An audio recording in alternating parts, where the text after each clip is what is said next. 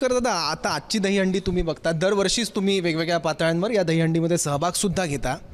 तुम्ही लहानपणापासून बघितलेली दहीहंडी आणि आजची दहीहंडी यात काही फरक जाणवतो तुम्हाला? प्रचंड फरक आहे.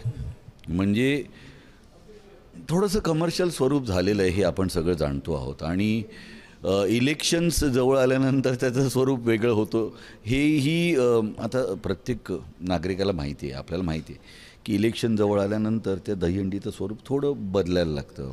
सेलिब्रिटीज जास्त यायला लागतात.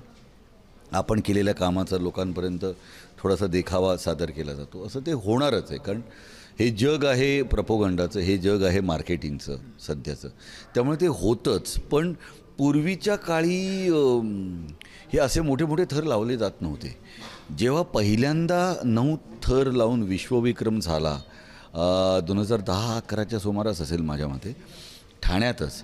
त्यावेळी मंचावरती मी उपस्थित होतो आणि तेव्हा हा विश्वविक्रम झाला आहे हे असं याची देही याची डोळा मी बघितलेलं होतं. आज पुन्हा ठाण्यामध्ये 3 मंडळांनी 9 थर लावले होते आणि आज ठाण्यामध्येच 10 थराने पुन्हा विश्वविक्रम वेगळा तिथे नोंदवला गेला. सो विक्रम होत आहेत, विश्वविक्रम होत आहेत. हा खेळ जगभरात पोचतो आहे.